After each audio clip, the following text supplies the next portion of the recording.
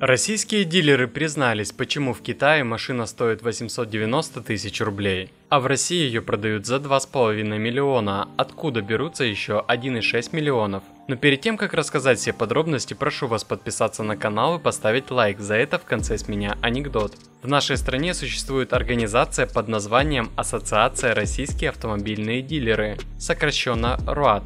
На первый взгляд она могла бы остаться малозаметной структурой, в которой представители дилеров время от времени собираются на закрытые встречи и решают внутренние вопросы. Однако благодаря ее дилеру Андрею Подчеколдину РОАД обрела настоящую известность в российском автомобильном мире. Руководство ассоциации регулярно публикует интересные аналитические материалы и делает не менее любопытные прогнозы.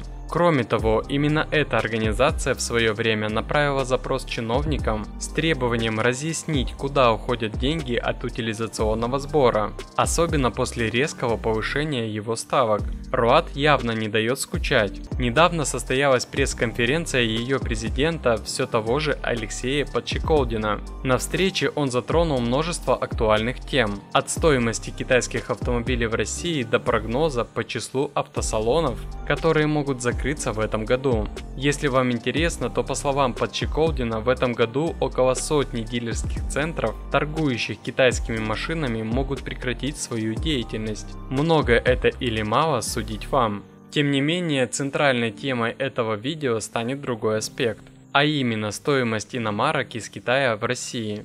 Как так выходит, что автомобиль, стоящий в Китае 900 тысяч рублей в пересчете на наши деньги, у нас превращается в почти элитный товар за 2,5 миллиона рублей? Откуда берутся разница в 1,5 миллиона? К счастью, фантазировать на этот счет не придется. В РОАД уже давно все посчитали. Почему китайские автомобили в России в 2,5 раза дороже, чем в Китае? Для анализа специалисты ассоциации взяли седан Jetta VA3.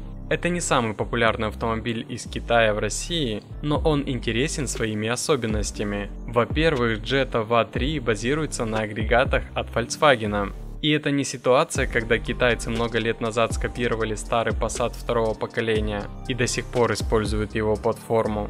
Здесь речь идет о настоящем продукте совместного производства китайского концерна FAW и Volkswagen. У них даже есть общее предприятие. Архитектурно VA3 напоминает Volkswagen Polo, который еще недавно выпускался в Калуге. Под капотом стоит атмосферный двигатель объемом 1,5 литра, выдающий 110 лошадиных сил. Коробка передач либо 5-ступенчатая механика, либо 6-ступенчатый автомат от японской компании Aisin. В плане оснащения Jetta VA3 крайне бюджетный автомобиль. Даже в максимальной комплектации нет привычных для российских условий теплых опций, а экран мультимедийной системы имеет диагональ всего 8 дюймов.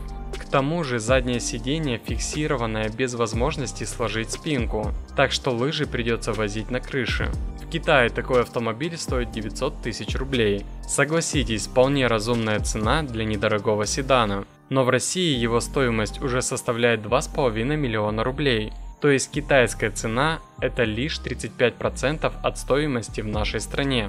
Из чего складывается такая разница? Начинаем путь с китайской провинции, где российские предприниматели закупают эти автомобили. За каждую машину они платят те самые 900 тысяч рублей. Доставка обходится в 350 тысяч рублей, что составляет 14% от итоговой стоимости. И еще 40%, около 1 миллиона рублей, приходится на налоги и сборы.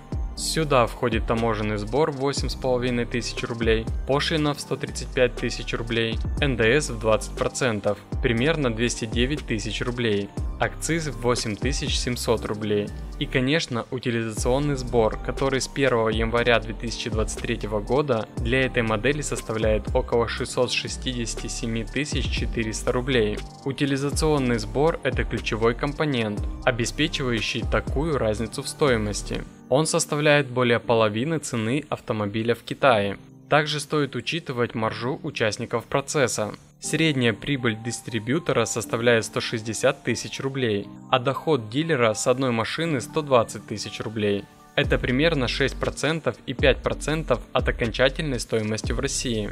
Какие выводы? По мнению Алексея Подчеколдина и его коллег из РОАТ, ситуация остается сложной. Сегодня 72% легковых автомобилей в России старше 10 лет, и эта цифра продолжает расти. Чтобы обновить автопарк, нужно продавать около 3 миллионов машин в год. В прошлом году было продано чуть больше 1,5 миллиона, а прогноз на этот год не выше того же уровня. Ожидать скорого омоложения автопарка не приходится. А теперь объясните в комментариях, почему лады такие дорогие, ведь пошлин, акцизов, утильсбора нет на них. Ну и обещанная мной шутка. Автовоз с китайскими машинами рухнул в реку Волга. Ни одна машина не утонула.